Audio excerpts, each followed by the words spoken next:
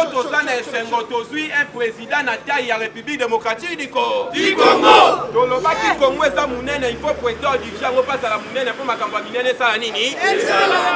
UDPS viva! Kabila bandai kosala makambo na taille na. UDPS viva! Alors na minute il faut yeba tozana esengo parce que na secteur diplomatique na secteur militaire fatia zobeta Kagame. Na diplomatie tolalisi Kagame kaode. UDPS viva! Ne azabu ya lali kaode vous azola mukate bino moko bolanda ki déjà na semaine passée. UDPS viva! Oyo avion elingi décoller juste de la Grande-Bretagne. Téléphone ya pamba ya niveau ya DH, organisation ya droit de l'homme ya Nations Unies. Balobi pas question avion et matate. Et ça perd munene pour na roi. UDPS viva! Kobosa na tie accord wana oye a signé ki na Grande-Bretagne. Les gens qui ont reporté qu'on paie ça na Rwanda par mois. Ça 40 millions d'euros. Alors, kokate accord wana ko annulé mon dernière minute. Bolandaki Vincent Biruta, UDPS viva! Bolandaki Vincent Biruta. Oya ça ministre ya affaires étrangères ya Rwanda. Alelina Kilawa. Baye ko sentir forte la diplomatie. Nalobaka mutu oyo aza makasi apandaka kimia. Alobaka te asaka makelele ebele. Nde balobaka tono vidi nde saka makelele mi. Fati azana ba ya torti mazoleka bambolongo lamba. UDPS viva! Loko zosala biso bia tozolelisa Kagame tozolelisa Kabila njela moko. C'est l'information Kagame akomi ko accuser Kabila lobi yenda zo renforcer ba M23. UDPS viva! Donc na émission 6 me baluka ne. Wana nanu eza pasi ya douleur. Tolobi biso a dialogue o fatia kosala kozala dialogue na pepe ko. Akosala dialogue na ni opposition ni rebelle. Ceux qui ont posé un dialogue avec biso na stade martyre. Biso na fati dialogue to soli masolo kitoko. Masolo ya ba congolais de paix aider. UDPS viva! Alors yo il faut yeba déjà on répondre directement papa Molière oyo. Oya lobaki ke armée na biso eza na bibundelité. Tuna Molière wana. Armée oyo ekimisi M23 na Bunagana ekimisi bango na bibundeli nini? Est-ce que M23 akimi flèche to tolotolo? UDPS viva! Akimi kaka matuza. Combattant il faut yebango. Na lobaki ya biso ya za pouvoir ya Nzambe. Fati déjà apesaki Kongo na maboko ya Nzambe. Yebake na minute o mutazo dije pays o ezanza fatia komi na ekaka o yaza wana serviteur na ye UDPS viva! Tango ozo kaniso sala ye mabe directement ozo bulelo sala Nzambe mabe. Est-ce que balingela ka Nzambe bu? UDPS viva! Atozo raisonner na mutema koyeba mbala moko makambuna. C'est la raison pour laquelle bazo mituna ndeni nyonso tozo sala ezo bimana bwa. UDPS viva!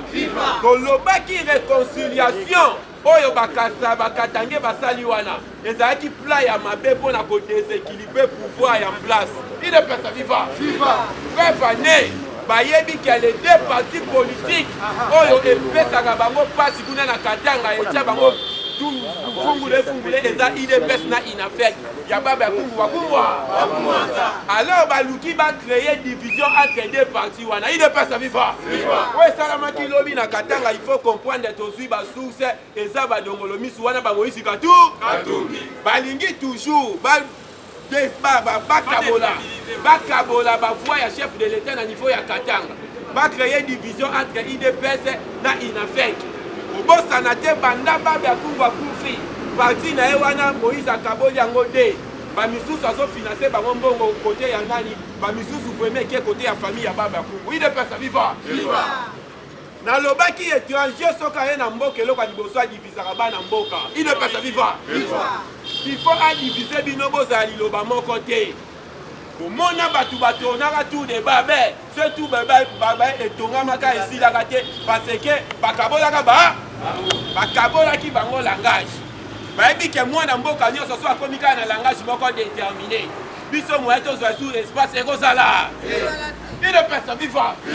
C'est la raison pour laquelle nde napesaki bino exemple ye abiaka azwi mwana mboka bimisi ye liboso ye étranger abatami na nsima asakrifie ye sa yo yeba lobi omoni réunion esalami ya kafukafu na kingaka ide pesa viva nayebisi bino makambo ebandaka te eba réunion ya kafukafu invalidation wana toyebisi bango kaka eza ebandeli ya douleur ide pesa viva 2011 à 2018 Fati ba invalidé ye na tata mwasi na ye shika na compte ya IDPS epai ya Obemina mutu akotisaka eloko wana mpo ba invalidé chef de l'État lelo Zakari Bababa à l'époque oyo lelo akoma mpe koloba aza na union IDPS viva Fati ba invalidaka ye afandaka kimia mais ya bango pourquoi bazolela IDPS viva nayebi so il faut sikoyo comparer ya Fati na ya bango ya bango bazolela bayebi ke basala mabe na mboka une fois bainvalide ye makambo na ye imalimilité na ye abu bakododa ye lokola mbizo idepesa viva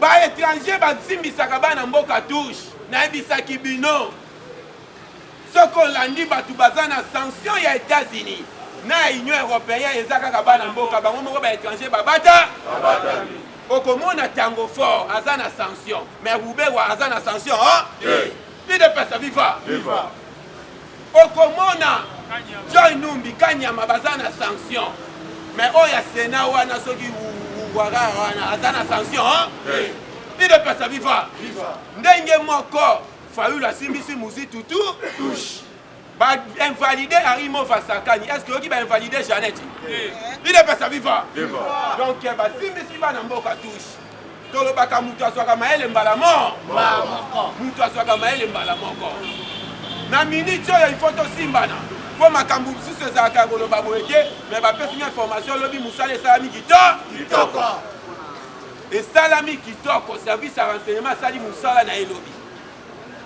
bakangi bango en gros idepesa viva oyebi service ya renseignement soki akangi alingaka te abimisa bato bakangi kotango mutu moko otala ye ayebi ye akopakata mba il faut babomba ye quelque part ye nde mutu akoloba bazalaki ko idepesa viva yango mosala esalamaki lobi nde tolobaki bakotaki ebele heureusement toza na président moko ya so de mouton oyo etali diplomatie idepesa viva nayebisaka bino accord oyo kaka masinye na station ekoleka te Fati ake kuna yebisi ye pake azosible yo te azosible zone industrielle na biso ya Maluku idepesa viva parce que Fati a créé ba zone spéciale économie soki bozoyeba te ya biso na Kinshasa eza na Maluku ya ba este ezali bomonaki izini ya raffinerie basali yango na Sud Kivu mosusu bazosala ya coltan na Nord Kivu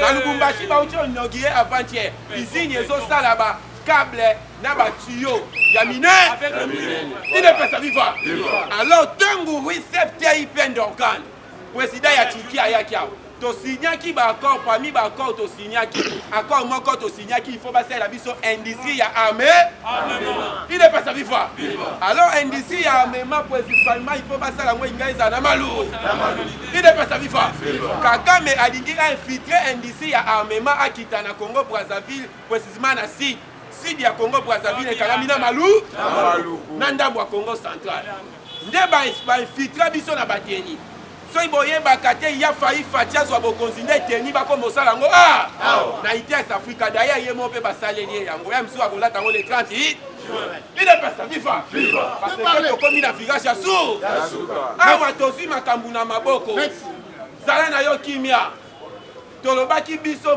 mbangu te mbangu mpe tokokanga bango ya bloc dossier ya Vital Kamerhe ezalaki lobi bakata me bapusi yango le 21 oyo ya kafukafuku tozela eza ya ye te oyo tozela eza ya François obi ya François ya basekre mosusu ekobima awa misusu bakoluka bakatisa Brazzaville nana atiki mapa idepesa viva bakoyokela bango mawa te munguna na yo aza kaka munguna na merci combattant UDPS viva. Viva. Machiba. Beto. Awa todo kotsa o to bengi ambula to kota.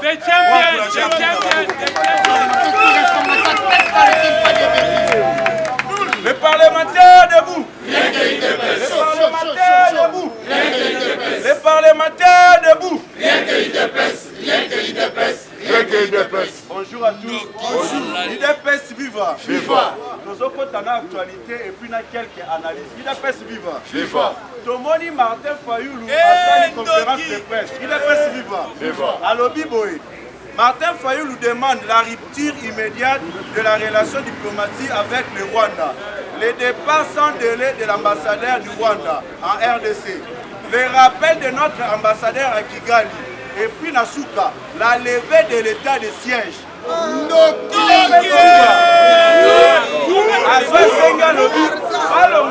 État de siège. Mais bon, Mitouna, état de siège et je n'ai pas fait le bon ami. Il est fait suivre. Comment comprendre que Bazana va groupe rebelle na bango. Banda chef de l'état a état de siège de Ekolisa N na Martin Fayoulou. Donc si tout le monde après discours de Martin Fayoulou, un journaliste européen à Komoya, Vincent Harris à l'Oliboy. Heureusement que Martin Fayoulou a sa présidenté. Yoka va proposer au il est président. Martin Fayoulou c'est un malin. Aza Moutoumako a conduit Batuna erreur, mais n'a cessé à Salaba Kabal. Il est président. Tokomi côté il y a Adolphe Mouzitou. C'est maintenant que Adolphe Mouzitou a compris qu'il a été roulé par honorable Martin Fayoulou.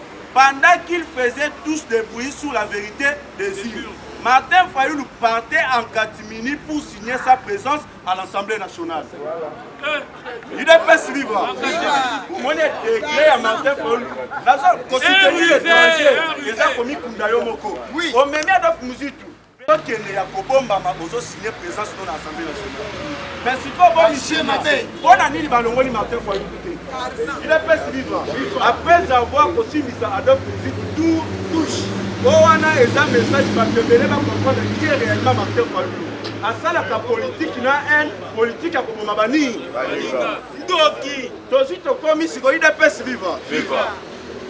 Il dénonce la violation du régime. Il dénonce la violation du règlement intérieur de l'Assemblée nationale. On est né à FCC.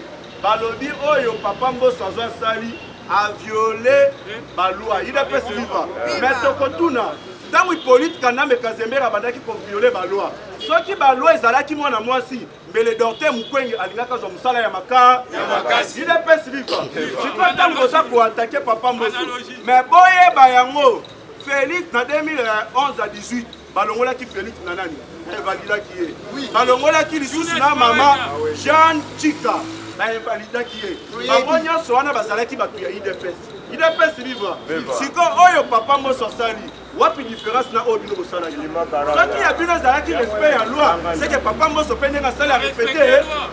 IDPS livre. On a Papa Mbosso botombola na boko boga.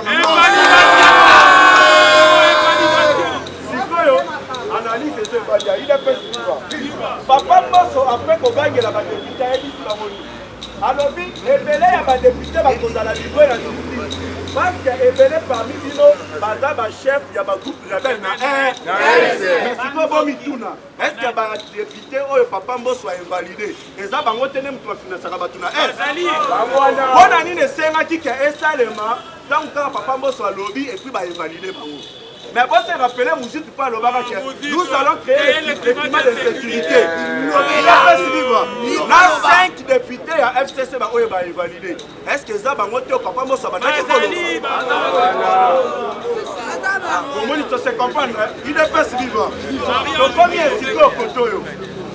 Des sources militaires informent qu'une liste comportant des noms de certains animateurs des institutions, députés, sénateurs, complices du groupe rebelle qui sème la terreur et la désolation sur le sol congolais, est transmis au chef de l'État lors de la dernière réunion du Conseil de la Défense. Il a fait suivant. Liste, il y a des députés, il y a des sénateurs, il y a des financiers, des rebelles dans l'Est.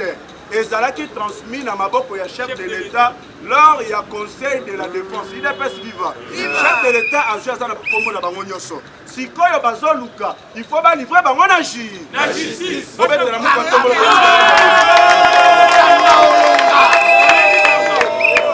UDPS viva grâce à la vigilance il y a peuple congolais. Cette fois-ci, peuple est comme ici, agent, il y a renseignement. Il est pas vivant. À niveau de Kingabo, il est pas vivant. Grâce à la vigilance de la population, M s'est soupçonné d'être membre de M23 qui faisait une saisie dans un bar. Akangié dans la police, il est pas vivant. Population suspectée que oh yoneza boya collaboraka là-bas M23. Il est pas vivant.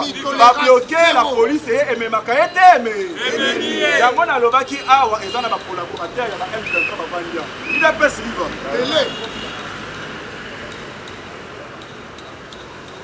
Alors qu'il se préparait à lancer un assaut sur le village de Kisangani, un réseau de Rwandais vient d'être démantelé et des armes découvertes grâce à la vigilance de la population. La Kisangani. Comment on peuple a télémi? Cette fois-ci, peuple a lobby a mis du makamuna maboko. Ceux qui ont moni Rwandais a bloqué à quelque chose dans la police. Bon, il va être là dans le binomo qu'on a maboko. Il est pas vivant. Vous voyez bien là comment on a bandako le baba occidentaux bazab traître. Bazaba tu as coupé sa confiance. Il est pas vivant. Révélation troublant et outil Kobima. Des armes livrées par les États occidentaux à l'Ukraine. Il est pas vivant. Par armes livrées qui est qui est dans l'Ukraine. Par armes belé et qui peut se retrouver dans l'Est du pays. Il est pas vivant. Des armes livrées par les Occidentaux à l'Ukraine se retrouvent dans les mains des milices à l'est de la République démocratique du Congo et en Syrie. Au Pesamaki le 1er juin. Ce qu'on a armé, on est comme kuna ndengeni. Bomoni nzambe kazana fachi beton. Makambo bazo sala ya kobombama mezo bimana poisa. Il est pas vivant. Yango baloba. Tous ceux qui sont condamnés, plutôt tous ceux qui sont révélés et condamnés. Il est pas vivant. Grâce na yango ne ba komene ba enquête ba yeba. Banani yango vraiment bazo sala transaction ya ba arme wana ekene na yango le général Chiko Abeta qui c'était. Alobi peuple congolais. Mouko ntombolo fachi beton. Na lobi na yo avatoko mabutu. Nanga et comme sous contrôle ya FARDC. Na minute FARDC récupérer la terre.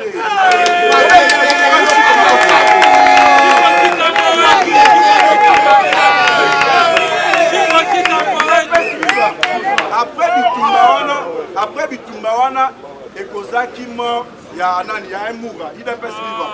Moura wana zo kufi atiki mwasi na très jeune na mwana soyo qui de 5 ans à 6 ans. Ambushimai. Une minute de silence pour notre guerrier. Ilunga. Merci beaucoup. Il est pas vivant. À niveau ya Beni, les FARDC annoncent avoir neutralisé 9 terroristes ADF dans la localité de Bilimani. Il est pas vivant. Ces terroristes ADF sont responsables des massacres qui ont ôté la vie à 4 civils. La minute bakamaka bangote baka. Dobe la état de siège mabou. Et puis pour la prochaine, il est pas vivant. La PCBC information balobi. Na Sokoma na université mako ezalaka wana ezana ba Rwandais ba bombama ebele bango kobima na bango ezalaka na butu bo mituna sikoyo bona nini ba bomba mikuna bona nini ba bimaka na buru boye ba sikoyo te ba crime ebele zo sala ma République démocratique du Congo na butu eza ba Rwandais o bazana katia il est pas vivant. Le président de la République ba pesier liste. Il y a tous les généraux rwandais. Il est pas vivant. La Mikolezoya, pour votre information, il est pas vivant. Et puis, Bazui, qui est au niveau de Burundi, qui est à l'est du pays. Plus de 207 ans, ici, dans Burundi. Tout si ça n'a pas biso et bon total la bino suna. Il est pas vivant. Faut mettre la mou contre le fatigué.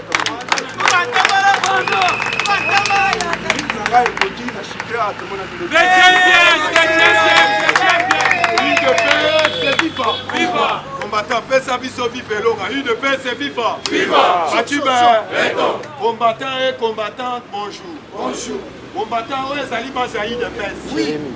Ndenge toya ka chaque tongo totindaka mutu te akende kosala oyo tobengi désordre. Oui, combattant ye moko azali polité pour na état de droit pour na démocratie. Vrai ou faux?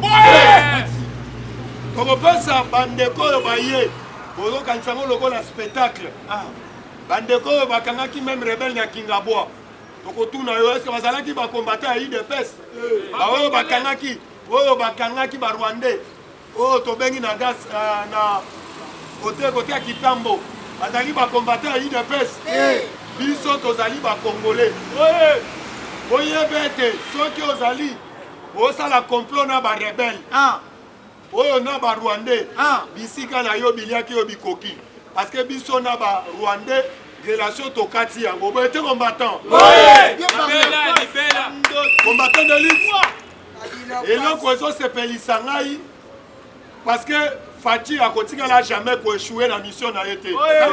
Parce que Fati a outi kati na biso. Azali civil. Oyo biso na bino toyebi. Na sepelaka. Mokolo yambo oyo Fati a kotsaka conseil de sécurité. Azopesa bango oyo tobengi tactique oyo tobengi armée. Muto aposaka une question ezalaka oyo tobengi tango fort. Oui. Alobi yo zali civil. Outi na kati ya civil mais notion militaire oyo zopesa biso. Oyebeli yango Nous bino ba combattant.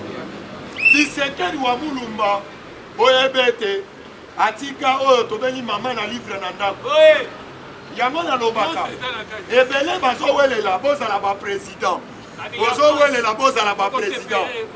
Oyebete batata na bino babunda wo uta wo besoin notion besoin yango wa pota la Kabila mutu akita na parachute par rapport ya accident na mboka oyo pota la bandezo da memela biso amemela biso fausse commune ya Maluku amemela biso ba fausse commune yaya otika mu kwantombolo oyo tobelaka Fati Beton akama mboka lolenge nega zokambela ebele Fati alobaki en état de siège tomone quand même na ba association oyo tobengi ya lucha Filimbi batelemela yango yaya soki ozosala mo lokola bafanti na koyebisa yo multiplier oyo tobengi stratégie sur le terrain. Oui. Ça va aller sur le colon ya nini?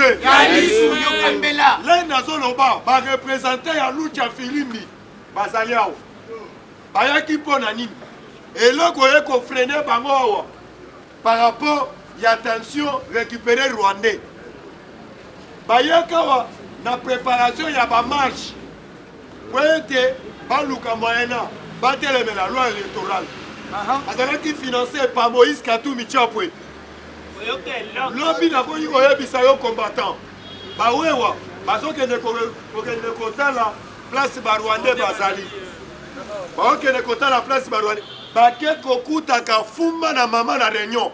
Ba représentant ya lucha Filimbi. Bandoki bayaki bandakala. Bazo sala ba réunion butu ba préparer ba marche. Au cas où ceux qui Félix Antoine Tshilombo Tshisekedi a lobby to qu'une élection te bango va préparer mais ça va ko aider biso to lobaki bi to yebisaki bino élection ezali mais to yebisaki bino élection ezali to yebisaki bino mais pour comprendre que guerre ezali na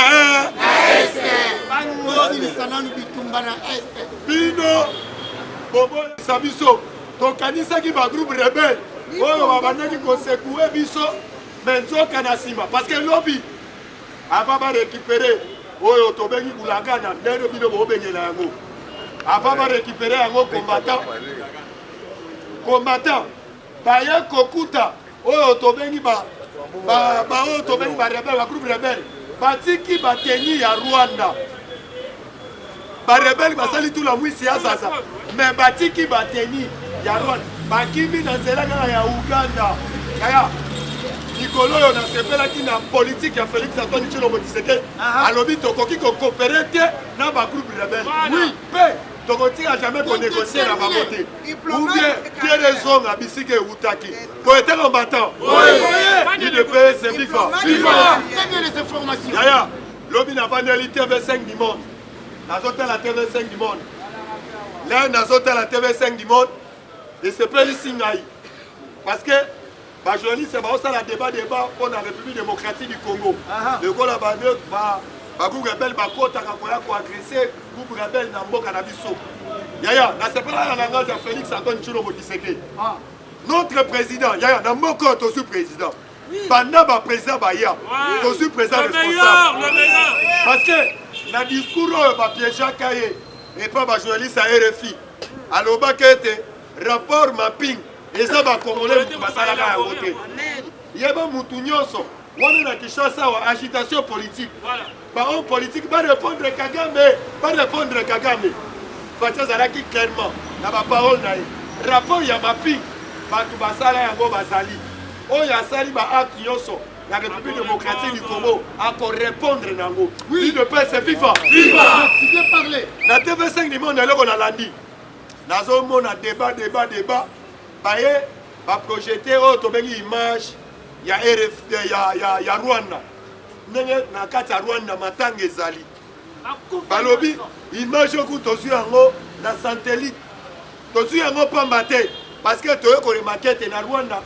bafamille bazokolela bana na bango bazotinda bango na etumba bazokozonga te bana na bango bakufi ebele balobi Kagame basali oyo tobengaka génocide na kati ya Rwanda à cause ya baintérêt na ye moko personnel yaya nake naluki yango na internet nakoti na beti RFI naenregistre image wana naza nango yaya bazolakisa bafamille bazolela bino bomona yango lokola bavanti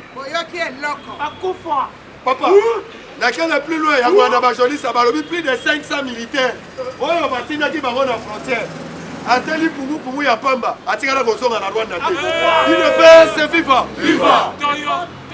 yango ifo kosoutenir FARDC yaya soki oyoki ndeko ezosoutenir FARDC yo mpe soutenir FARDC même olandi nasepeli na banganga ya Nzambe balobi a partir ya le 25 biso nyo tozala na stade de martyr